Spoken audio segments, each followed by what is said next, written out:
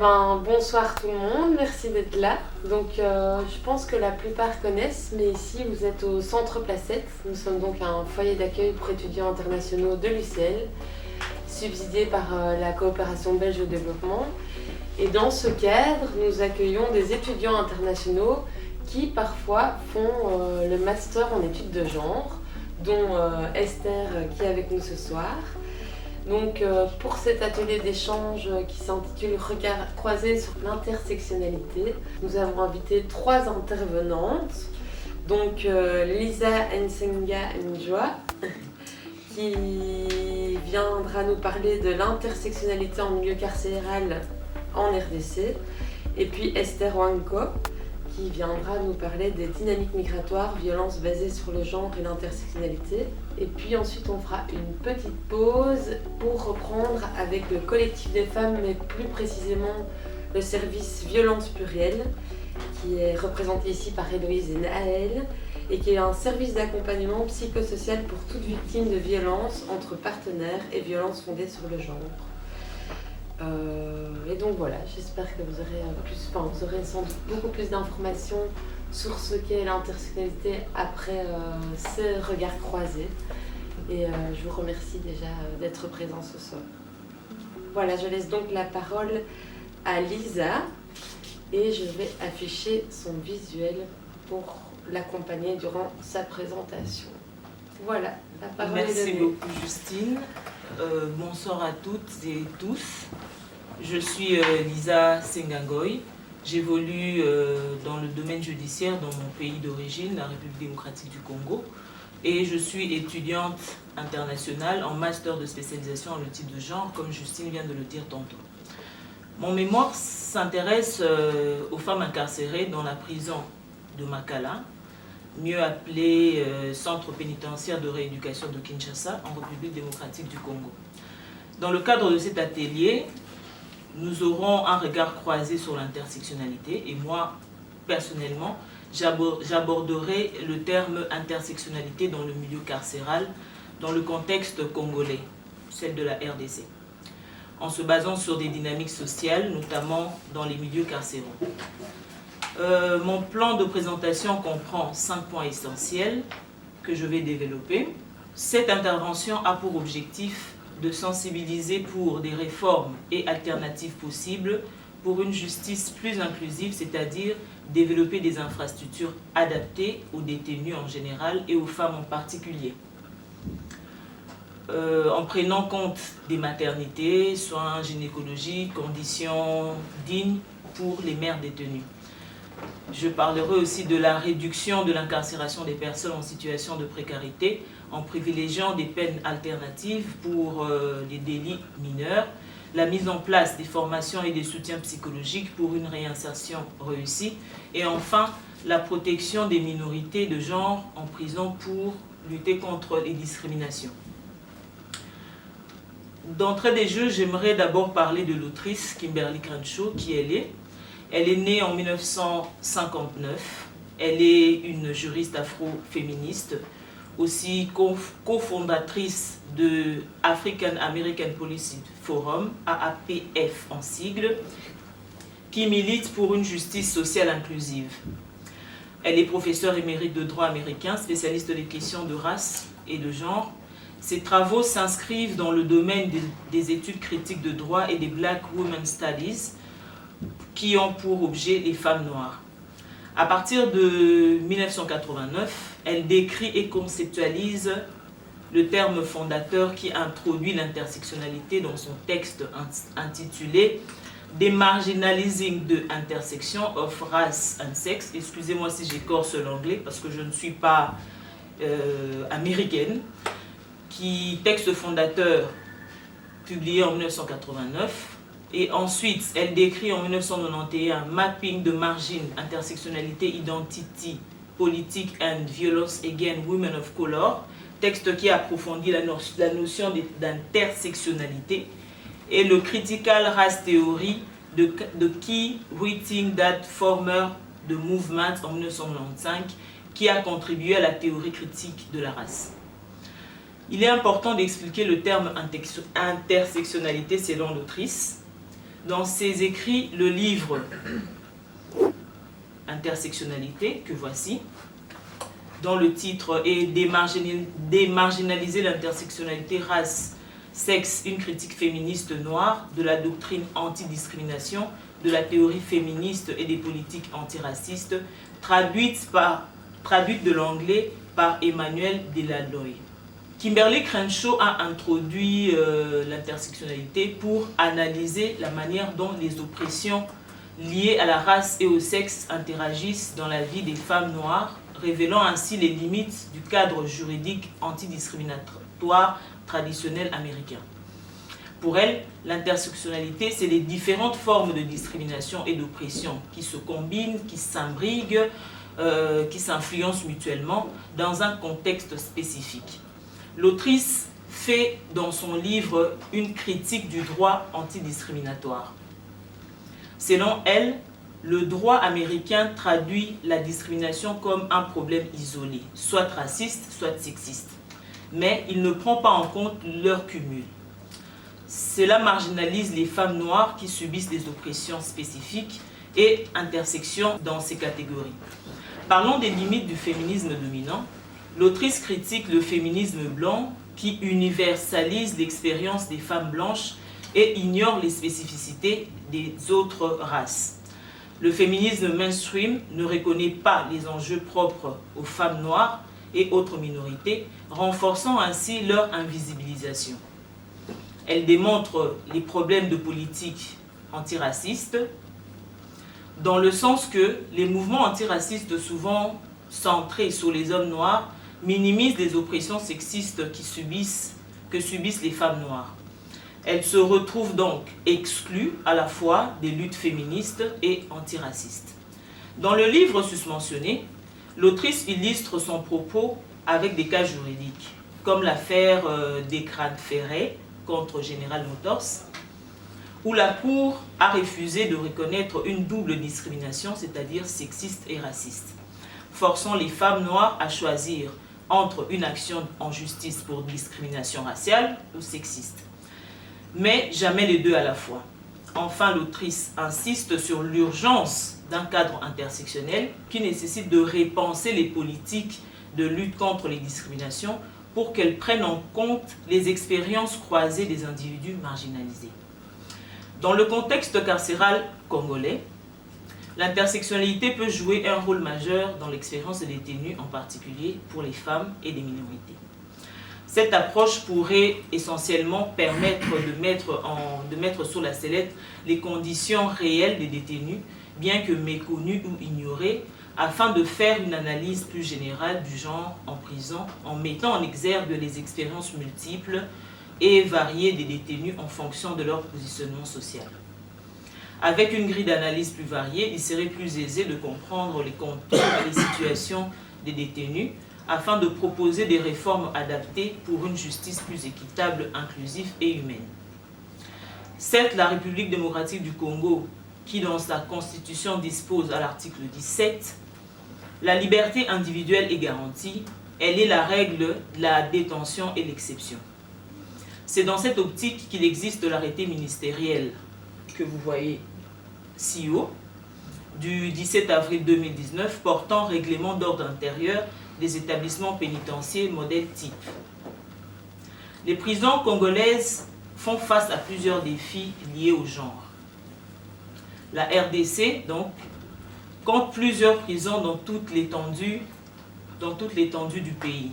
La plupart de nos prisons existent depuis l'époque coloniale. À titre d'exemple, nous pouvons citer quelques-unes, notamment la prison centrale de Kasapa à Lubumbashi, la prison de Kaélé au sud Kivu, la prison centrale de Goma au nord Kivu. Elles sont dans un état de délabrement très avancé. Il est important de signaler que par rapport à toutes ces prisons, la prison de Luzumu a été réfectionnée avec l'aide de l'Union européenne. La prison centrale de Makala, par exemple, le seul centre de détention de Kinshasa, la capitale, à l'exception de la prison de Ndolo, qui est réservée aux militaires et civils inculpés par la justice militaire. Il n'y a pas à l'intérieur du site des policiers ou des gardiens de prison, il n'y a pas de gardiens, des gardes pénitentiaires à proprement parler. Il y a plusieurs défis dans cette prison, à savoir la surpopulation et conditions de vie dégradées. Pour parler de la prison de Makala par rapport à cette surpopulation, la prison de Makala a été créée en 1957 par le Congo belge. Elle est située dans les communes de Makala et de Selimbaou. La prison de Makala était originellement conçue pour les hommes et avait une capacité de 1500 détenus.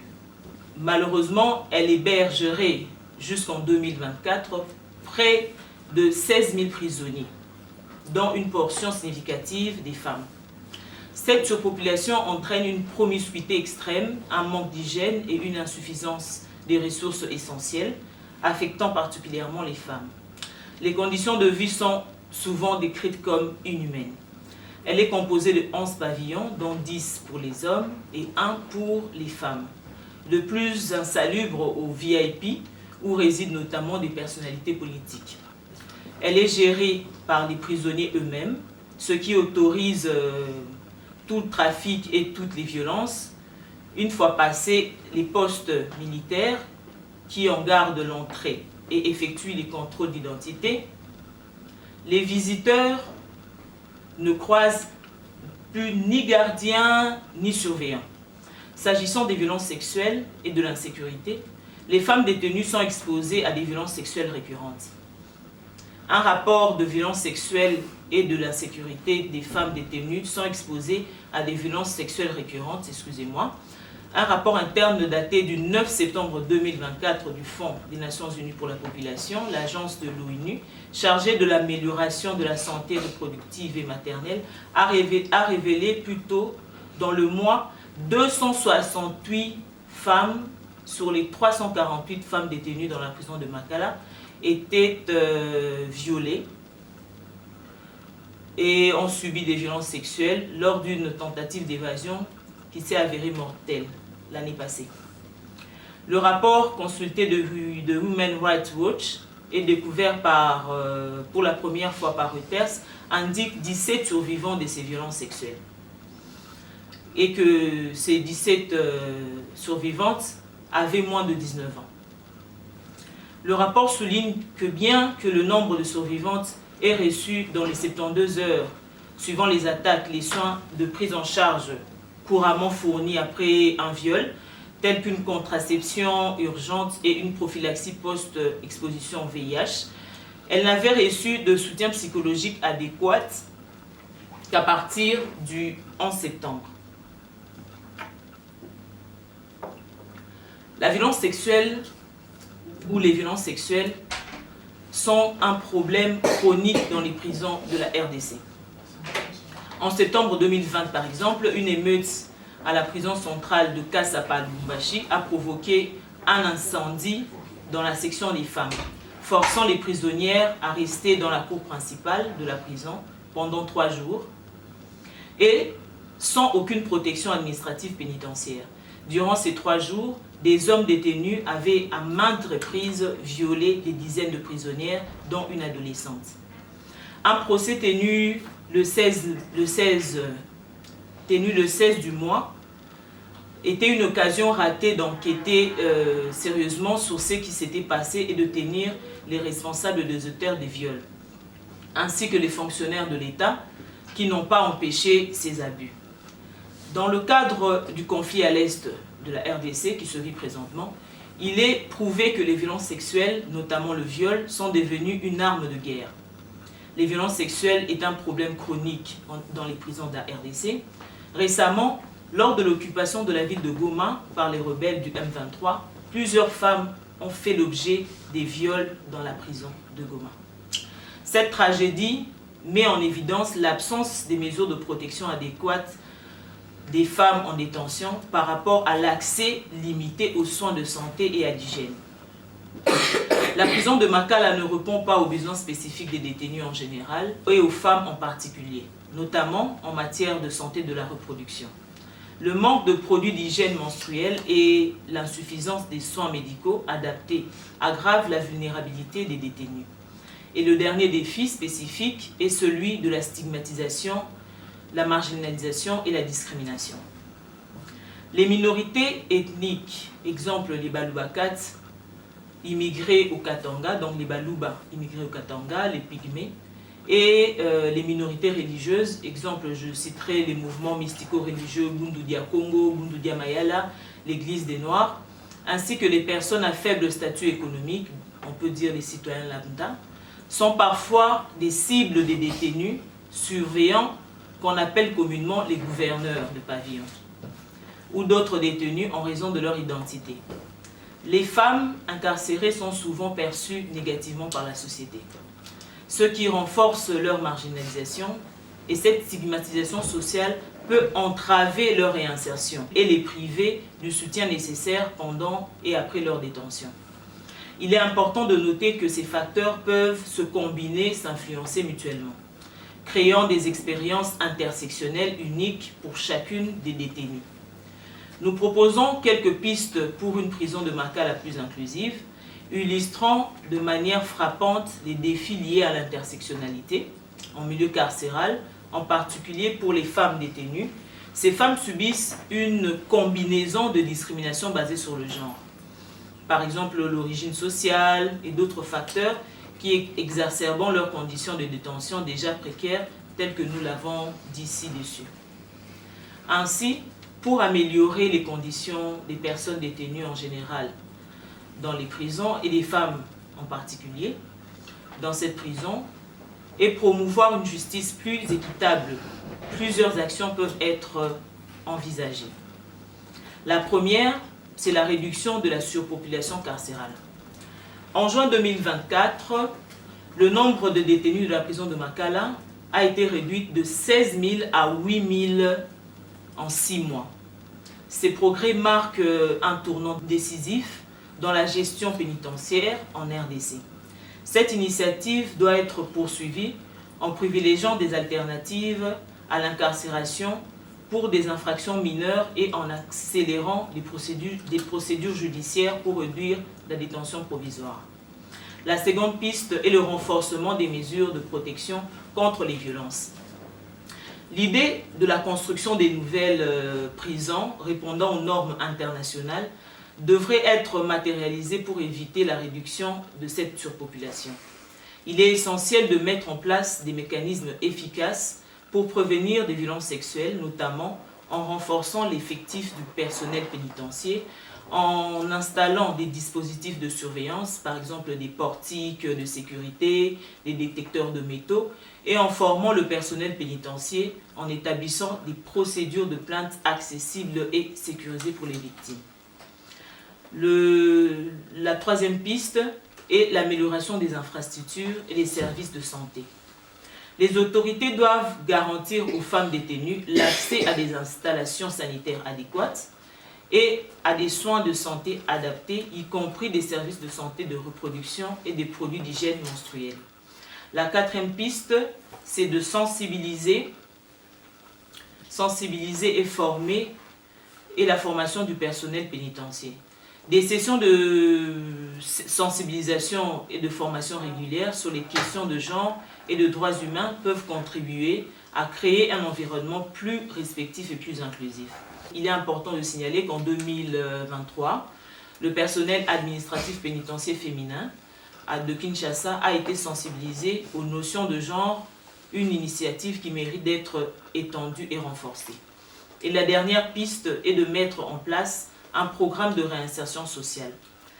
Développer des programmes éducatifs et professionnels spécifiques pour les femmes détenues peut faciliter leur réintégration dans la société et réduire le risque de récidive.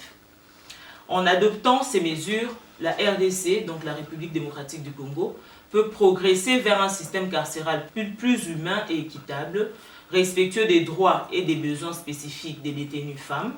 C'est dans ce sens qu'il est prévu dans l'article 5 de l'arrêté ministériel susmentionné, le personnel de réinsertion sociale, notamment les psychologues, pour aider les détenus à une meilleure intégration dans la société. En conclusion, L'intersectionnalité est un concept essentiel pour comprendre les expériences des détenus dans les prisons congolaises. Il est important d'approfondir davantage cette recherche, sachant que les prisons sont faites de briques de droit. Bien que l'Africain en général privilégie plus le groupe, c'est-à-dire l'ethnie, au détriment des règles établies pour éviter les traitements de faveur favorisant tel ou tel groupe ethnique incarcéré. En tenant compte des diversités, des identités et des expériences des détenus, il est possible de développer des politiques et des pratiques plus justes et équitables. Donc voilà le contenu de mon exposé de ce soir et je passe la parole à ma consoeur. Bonsoir à tout le monde. Bonsoir. Je me présente de nouveau. Je suis Esther Wanko, sociologue et chercheuse, également master de spécialisation en études de genre à UCL. En fait, je voudrais que ces 15 minutes soient des moments d'interaction entre nous pour voir si réellement on a compris le concept de l'intersectionnalité ici. Voilà, donc je voudrais vraiment que ce soit des moments d'échange. J'ai pas envie d'avoir l'impression d'être en train de faire des monologues. Ma thématique porte sur la dynamique migratoire, violence basée sur le genre et l'intersectionnalité. Donc de base, je travaille sur un mémoire qui porte sur la trajectoire migratoire et le genre, l'analyse des expériences des femmes migrantes. Au départ, c'est du Cameroun vers la Belgique face aux violences sexuelles et sexistes. Mais en fait, on se rend compte que ce sont des réalités qui vivent toutes les femmes de façon générale, venant d'Afrique pour l'Europe, de façon globale également, pas nécessairement de la Belgique. Et du coup, je me suis dit, ça sera un peu plus inclusif de pouvoir étendre ça en Afrique, de spécifier uniquement vers le Cameroun. Je ne vais pas rentrer vraiment de façon spécifique dans ce que Lisa a déjà dit en termes de définition et tout. Comprendre ici qu'en fait, c'est de pouvoir mettre en lien l'intersectionnalité et les types de violences que vivent cette femme, partant de leur pays d'origine, de leur trajectoire jusqu'au pays d'accueil.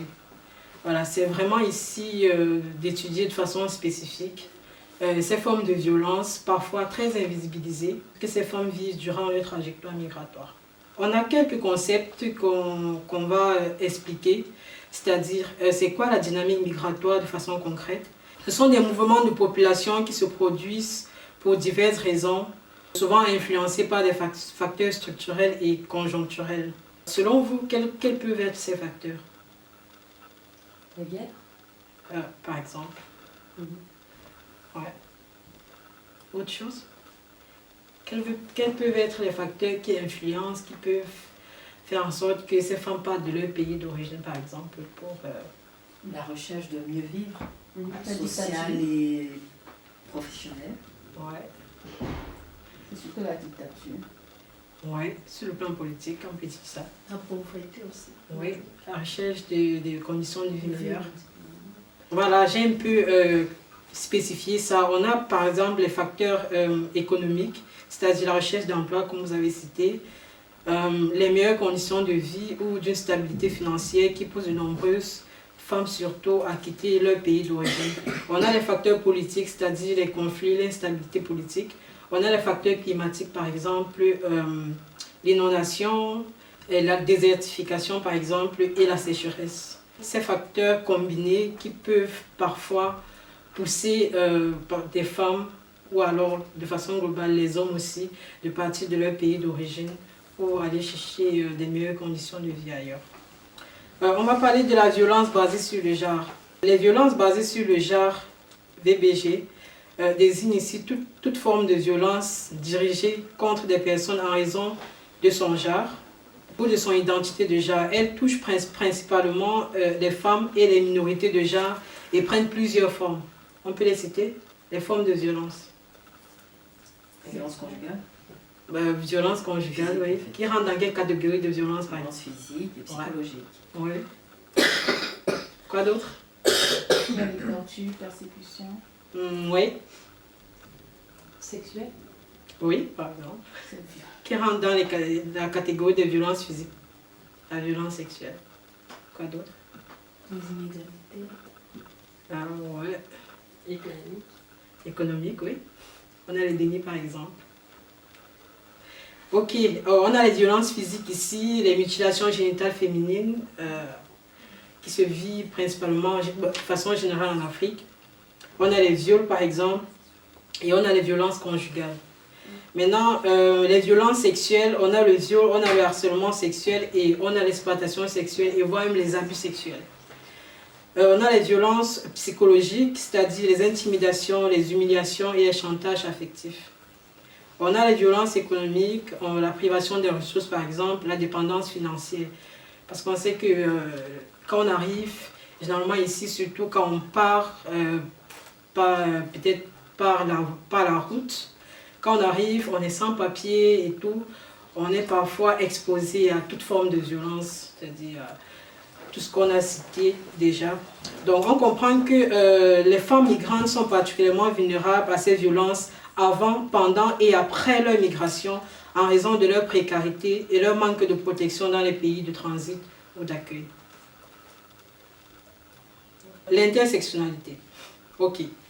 On ne va pas définir de façon linéaire. Ce que je vais comprendre, il y a eu deux exemples de formes d'intersectionnalité selon vous. Lisa l'a déjà défini.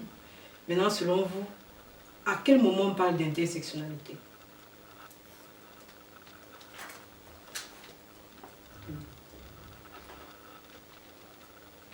Hein, qui essaie?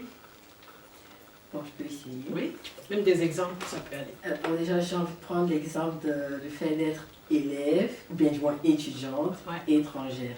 Là, je ne mets pas femme, juste ces deux points-là. Ok. Donc, de ce point de vue, l'intersectionnalité, c'est le croisement de 2 ou 3 caractéristiques d'une personne qui la mettent face à certaines difficultés.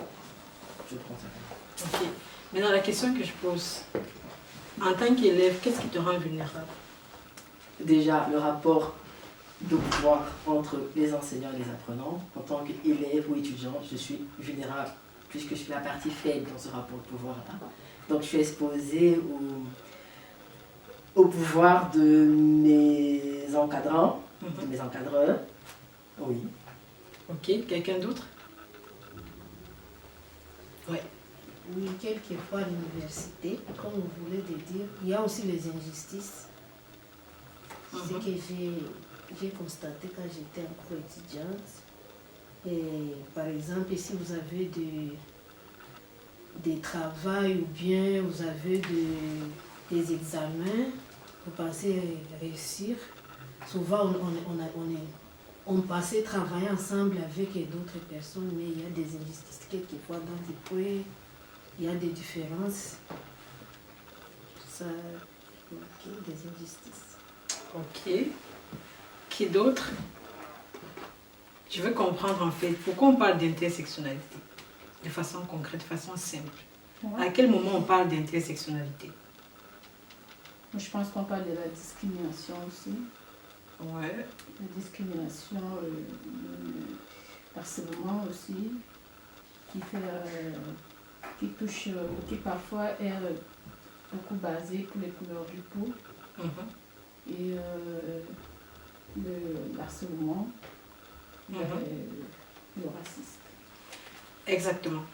Mais en fait, c'est l'ensemble de tout ça qui forme l'intersectionnalité. Elle a tout cité, hein, de façon claire. Donc, ici, pour qu'il y ait intersectionnalité, il faudrait qu'il y ait au moins deux concepts se croisent. Elle a cité plusieurs. On parle du racisme, du sexisme. Ça forme l'intersectionnalité. Une femme noire, migrante, ça c'est déjà de l'intersectionnalité. Donc, c'est vraiment de comprendre ce lien et à quel moment on parle d'intersectionnalité. Ça nous permet de mieux comprendre cette pensée de Kimberlé Bidon-Crenshaw. Voilà.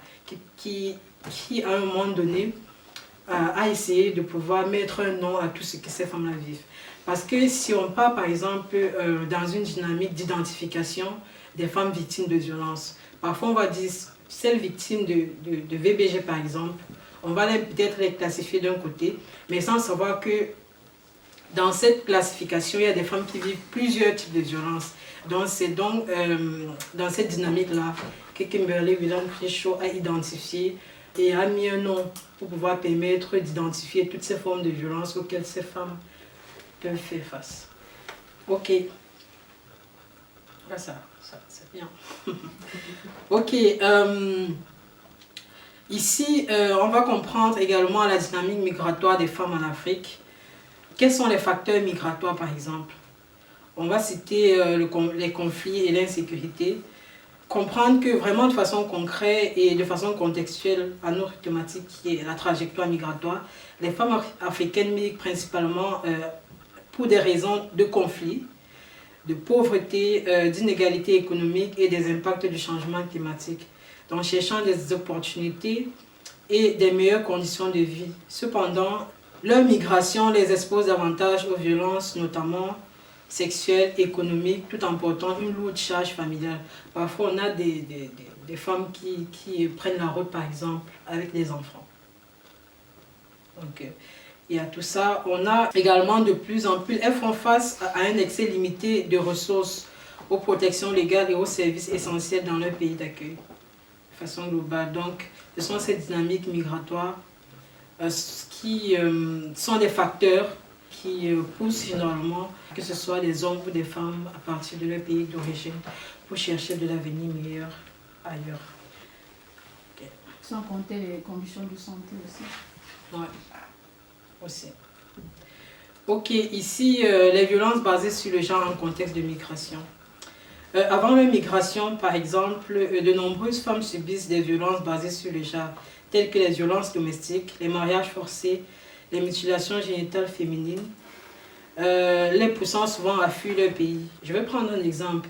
La région où je viens par exemple, c'est une zone musulmane de mon pays.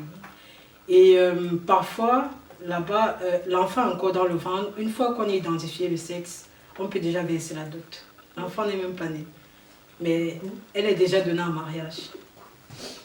Donc ce sont parfois on va voir par exemple des enfants des fillettes de 8 ans qu'on va donner en mariage aux hommes de 65 ans et plus. Donc ce sont parfois ces facteurs-là qui poussent généralement des femmes à fuir leur pays d'origine. Pour celles qui ont cette possibilité de s'enfuir, maintenant pour les autres, on a des cas de suicide par exemple qui est aussi très élevé dans ce contexte-là. Pendant le parcours migratoire, elles sont particulièrement vulnérables aux violences sexuelles, à l'exploitation. On a le trafic humain, on a la prostitution forcée. Donc une fois elles se retrouvent dans d'autres pays de transit par exemple, elles sont arrêtées, elles sont victimes de tous ces genres de violences et tout. Et aux abus dans les centres de transit. Une fois arrivées dans leur pays d'accueil, elles doivent encore faire face aux violences institutionnelles, aux discriminations ainsi qu'à la précarité économique qui les expose à l'exploitation dans le travail informel. On sait tous, quand on arrive en Europe par exemple et qu'on n'a pas les papiers, on sait tous comment ça se passe et tout. On est victime de toutes sortes de violences, de l'exploitation humaine, simplement parce qu'on a les papiers ou qu'on a besoin de quoi, d'un peu de sous pour nous permettre de vivre détenus. On sait qu'en Europe, même si tu n'as pas d'argent, même de l'eau à boire, tu n'en vas pas. En Afrique, quand même, on a des sources.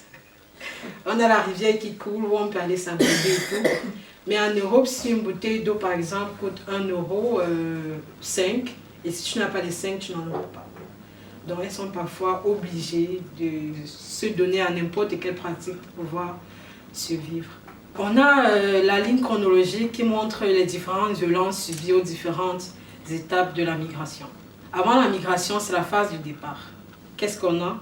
On a les mariages forcés, l'obligation d'épouser un homme contre leur volonté, par exemple.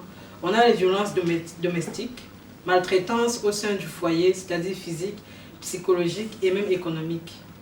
On a les mutilations génitales, pratiques néfastes touchant des millions de femmes justifiées par de normes culturelles, parfois. On a la deuxième phase qui est pendant la migration, qui représente la trajectoire migratoire proprement dite. Cette étape est souvent marquée par des conditions extrêmement précaires et des dangers accrus, violences subies. On a des trafics humains, on a de l'exploitation, travail forcé, servitude domestique, prostitution forcée. On a la détention abusive, c'est-à-dire arrestation arbitraire, détention dans les centres fermés avec des conditions inhumaines. On a la troisième phase qui est après la migration, c'est-à-dire le pays d'accueil. Une fois arrivées, les jeunes femmes migrantes continuent d'être confrontées à des violences, notamment systémiques, cette fois-ci, parmi lesquelles, est-ce qu'on peut les citer? C'est ce qu'on a cité tantôt. Non. Ce qu'on a cité tantôt. Une fois dans le pays d'accueil, ouais. Quelles sont les formes de violence auxquelles on peut faire face? Le racisme. Par exemple, ouais. Le racisme, la discrimination. Très bien. qu'on a cité tantôt.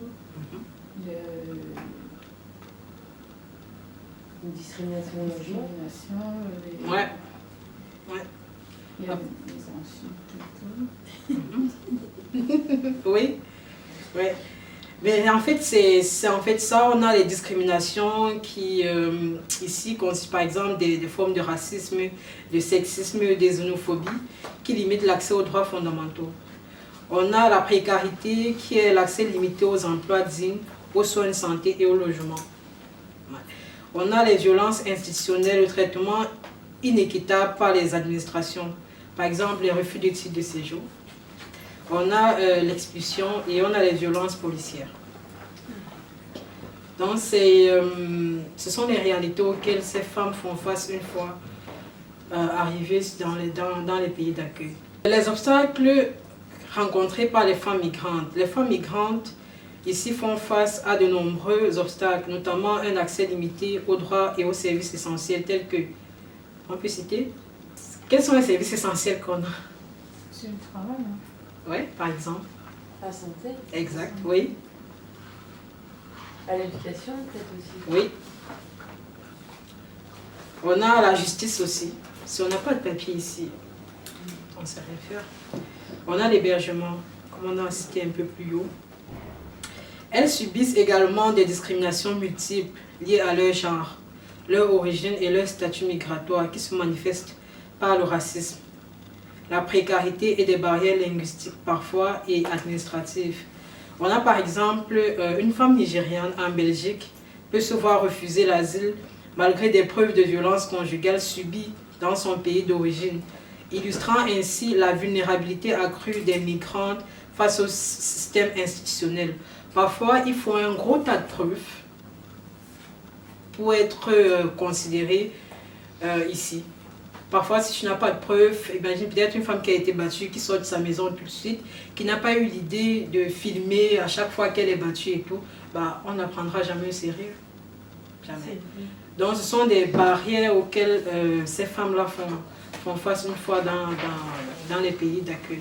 On a ce petit triangle qui illustre vraiment de façon concrète l'intersection des oppressions. On a le genre tout en haut du triangle en rouge clair.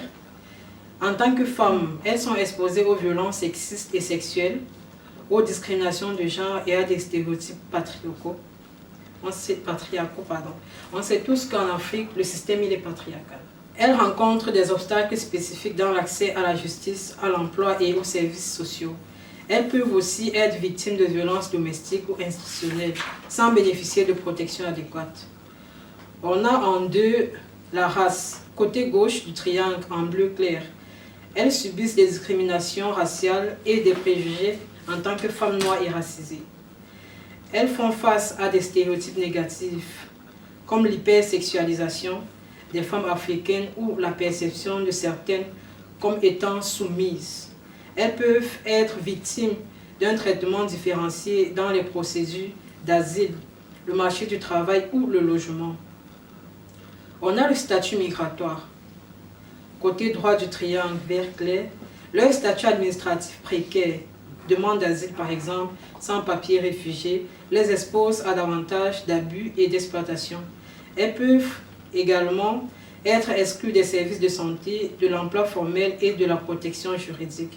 Le manque de régularisation peut aggraver leur vulnérabilité face à leur violence, notamment en rendant difficile le dépôt de plainte ou l'accès à l'aide sociale.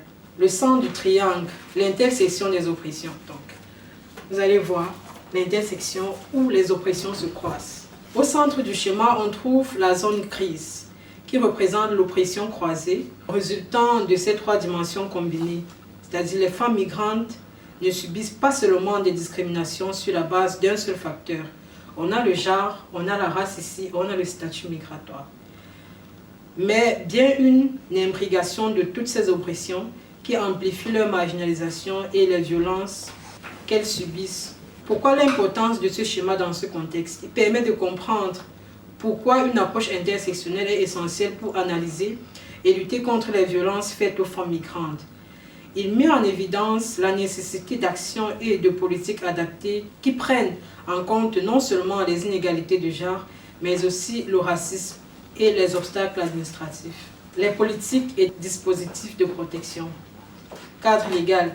Ici, on ne va pas rentrer vraiment dans les détails parce que de façon concrète, c'est ce que le collectif des femmes fait et ils vont nous expliquer ça tout à l'heure. Donc, de façon globale, ce que je vais dire, c'est qu'en Belgique, plusieurs cadres légaux visent à protéger les femmes migrantes victimes de violences, notamment la Convention d'Istanbul, qui a été adoptée en 2011 et entrée en vigueur en 2014, qui lutte contre les violences faites aux femmes, ainsi que la directive européenne sur la protection des victimes, adoptée en 2012, établissant des normes minimales pour des droits, le soutien et la protection des victimes de crimes dans l'Union européenne.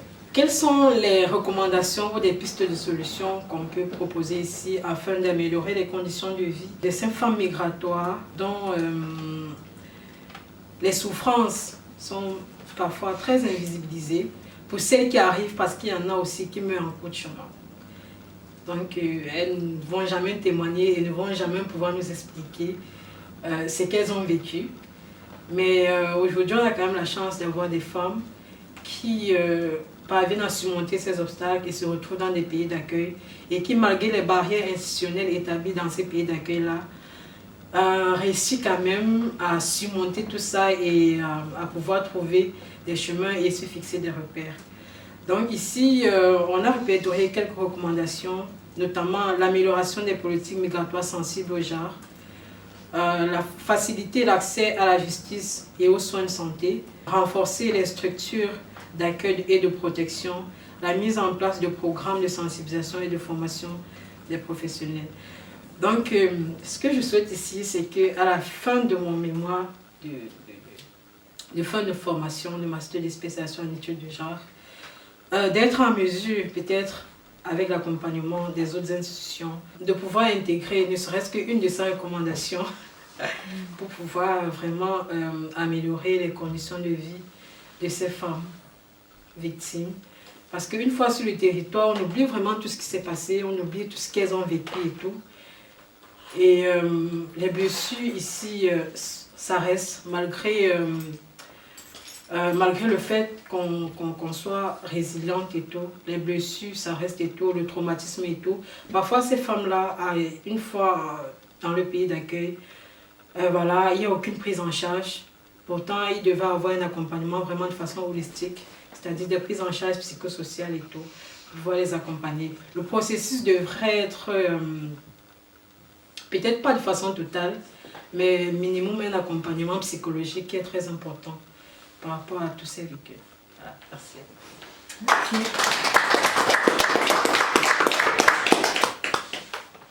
Donc nous, on représente ici le collectif des femmes et plus particulièrement le service violence plurielle. Donc on est un service d'accompagnement des femmes victimes de violences entre partenaires et fondé sur le genre. Et donc aujourd'hui, on va tenter de vous expliquer comment, à travers l'approche intersectionnelle, pluridisciplinaire et autres, on peut mieux comprendre et dépasser des barrières institutionnelles qui ont été mentionnées depuis le début de cette rencontre. En quelques mots, on va vous présenter un petit peu le collectif des femmes, parce que c'est quand même une grosse institution ici sur Louvain-la-Neuve. Puis le service violence plurielle, qui est un service d'accompagnement psychosocio-juridique, nos différentes approches de travail et l'approche intersectionnelle peut-être plus particulièrement pour faire face aux barrières institutionnelles. Il faut savoir que le collectif des femmes a 7 axes de travail, dont le service violence plurielle. Si vous avez des questions, comme le temps est compté et qu'on a déjà du retard, sur les autres pôles du collectif des femmes, n'hésitez pas alors à soit aller sur le site internet ou bien nous contacter. Mais donc au niveau de notre accompagnement, donc, le service violence plurielle est agréé depuis 2020, mais il faut savoir qu'au collectif des femmes, on a toujours eu, tous les travailleurs ont toujours eu à cœur, travailleurs et travailleuses, d'être au plus proche des bénéficiaires qui passaient la porte. Et donc on s'est beaucoup rendu compte à travers les cours de français qu'on donne ou les cours d'intégration citoyenne, etc., que beaucoup des personnes qu'on accompagnait étaient victimes de violences, soit durant leur parcours de migration, soit victimes de violences conjugales ici, arrivées en Belgique, dans leur pays d'accueil. Et c'est suite à cela qu'on a voulu créer un service vraiment unique et spécialisé, adapté pour accueillir ce public-là. Et donc, alors d'aujourd'hui, il y a 2 psychologues, dont Héloïse qui se présentera. C'est vrai que j'ai pas dit mon prénom, je m'appelle Naël Coton et je suis assistante sociale au service. On a une médecin bénévole et puis après, il y a moi en tant qu'assistante sociale. Ce qui est super important et qu'on va un peu vous expliquer ici tout au long de notre présentation, c'est que notre accompagnement se veut multiple. Les accompagnements psychologiques, sociaux et juridiques en fait s'entremêlent souvent, ce qui nous amène en tant que professionnels à nous former continuellement. Et donc des journées comme aujourd'hui, c'est super intéressant pour nous de voir d'autres personnes qui travaillent sur ces thématiques et de pouvoir collaborer, et on en apprend toujours un peu plus. Alors au niveau de l'accompagnement social, qui est mené par moi-même en majorité, mon objectif premier dans mon accompagnement, c'est de permettre la femme de pouvoir d'abord répondre à toutes ces démarches sociales et administratives, mais surtout de s'autonomiser. Parce que quand on subit diverses formes de violence, malheureusement, certaines nous déshumanisent, comme on dit, et on a beaucoup de femmes qui pensent ne pas savoir faire certaines choses ou ne pas connaître. Et donc moi j'ai vraiment à cœur de les aider et leur expliquer comment en fait se débrouiller et comment être indépendante ici en Belgique. Et donc à travers de la recherche de logement, de la recherche d'emploi, la contactation d'une assurance, des aides financières, de manière à ce qu'elle puisse vraiment commencer un nouveau chapitre de sa vie. On a vraiment pour objectif d'avancer au rythme de la personne en fonction de ses besoins et de ses attentes et de ses ressources. Et donc pour nous, la communication est hyper importante. Moi, je fais vraiment un très gros travail de vulgarisation parce que malheureusement, ces femmes arrivent ici, sont souvent isolées par leur mari ou tout simplement par des problèmes liés à la langue. Et le système belge est très différent, comme dans chaque pays, chaque pays a son fonctionnement. Et donc c'est parfois très compliqué de comprendre comment fonctionner et comment avoir les bonnes adresses, savoir vers où s'orienter. Et donc pour moi c'est vraiment très important d'expliquer tout ce qui existe, de donner toutes les clés pour qu'elles puissent avancer. Ensuite, ce qui est hyper important aussi dans notre thématique, c'est tout ce qui est les stratégies de protection. Donc en premier lieu, il faut un petit peu qu'on vérifie le niveau des violences auxquelles madame est confrontée, parce qu'il y a beaucoup d'isolement social, d'harcèlement, ainsi que le niveau de surveillance, qui est de plus en plus insidieux à l'heure d'aujourd'hui avec le téléphone et les applications où en fait on a beaucoup de bénéficiaires qui se font tracer, qui sont suivis par leur téléphone, et donc on a besoin un peu de voir le niveau de dangerosité pour le plus vite possible les mettre en sécurité. Et donc la mise en sécurité est vraiment la deuxième étape. Et ça, c'est essayer de s'assurer que la personne puisse avoir un logement sécur.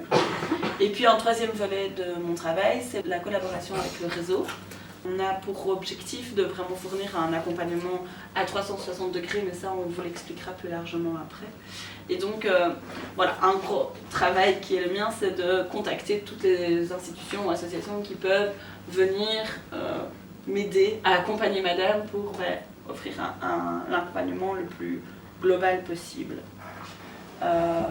Héloïse va vous expliquer plus l'aspect psychologique et juridique du coup. Bonsoir, moi c'est Héloïse Lallemont, je suis psychologue au collectif des femmes. Et moi mon rôle c'est l'accompagnement psychologique qui passe avant tout par un soutien émotionnel de la personne. Elles ne sont pas là, les femmes, pour faire une psychothérapie parce que souvent elles arrivent avec une certaine détresse. Elles n'ont pas encore cette sécurité intérieure pour aller creuser un petit peu plus profond dans leur expérience de vie, dans leur traumatisme, etc. Et puis même parfois leurs besoins primaires ne sont pas remplis. Donc on ne va pas commencer à faire une psychothérapie sans fondation solide. Et donc mon rôle est principalement d'accompagner émotionnellement, de les soutenir tout au long de leur parcours policiers en Belgique dans leurs différentes démarches.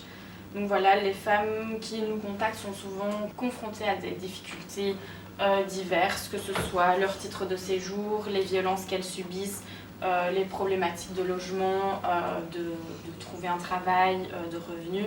Donc c'est important qu'on soit là pour les écouter et les soutenir tout au long à côté de ces difficultés.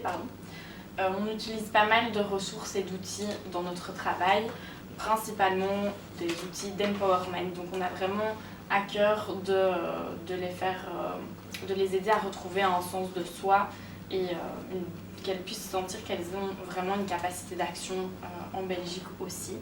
On va aussi venir travailler l'emprise, qu'elles puissent se rendre compte dans quelle dynamique relationnelle elles se trouvent, venir un petit peu leur expliquer la théorie autour des dynamiques de manipulation, des dynamiques d'emprise, faire tout un travail de vulgarisation, comme disait Naël, de psychoéducation pour qu'elles puissent comprendre un petit peu dans quel mécanisme elles se retrouvent et qu'elles puissent par la suite prendre de la distance. On vient aussi les aider à déconstruire un petit peu les idées qu'elles ont des relations amoureuses qui parfois qui varient d'un pays à l'autre. On les prépare aussi aux allers-retours entre leur foyer où elles vivent avec la personne violente et les maisons d'accueil parce que parfois avec de la peur, la loyauté, elles peuvent faire des allers-retours de l'un à l'autre. On les aide à lever un petit peu les tabous aussi autour de ce qu'elles vivent au niveau des violences domestiques, des violences sexuelles parfois et autres. Et on les aide surtout à créer un projet de vie résilient, un chemin de résilience sur lequel elles vont pouvoir continuer à cheminer après être passées par chez nous. Donc ça c'est pour l'accompagnement psychologique. On a aussi tout un volet d'accompagnement juridique. Au collectif des femmes, il y a une permanence juridique une fois par semaine qui est très importante. C'est vraiment le premier contact qu'on peut avoir avec la personne. On l'accompagne souvent. Elle peut poser ses premières questions et recevoir une première orientation par rapport à sa problématique. Et c'est d'autant plus nécessaire cette permanence juridique parce que très souvent les femmes sont, comme on l'a dit plus tôt dans la soirée, se retrouvent face à un peu des barrières et des difficultés au niveau de la langue. Elles ne comprennent pas vraiment le système belge qui est compliqué, qui est différent de là où elles viennent. Et elles ne sont pas au courant de leurs droits. Et donc voilà, c'est vraiment important pour nous qu'elles le soient, pour justement dans cette envie d'autonomiser ces personnes, dans un souci d'empowerment.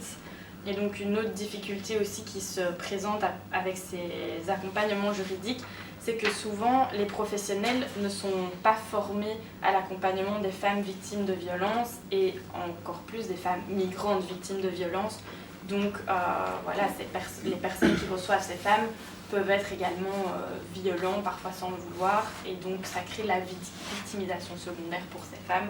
Et donc voilà, que nous on les accompagne dans ce processus, ça peut éviter cette victimisation secondaire.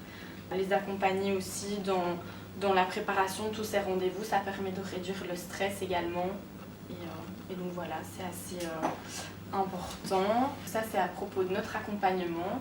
Dans ces accompagnements, on va aborder différentes approches. La toute première, c'est l'approche holistique. On n'a pas envie de couper les personnes en morceaux, on aime bien les considérer dans leur entièreté. On les prend en compte vraiment dans tout ce qu'elles sont.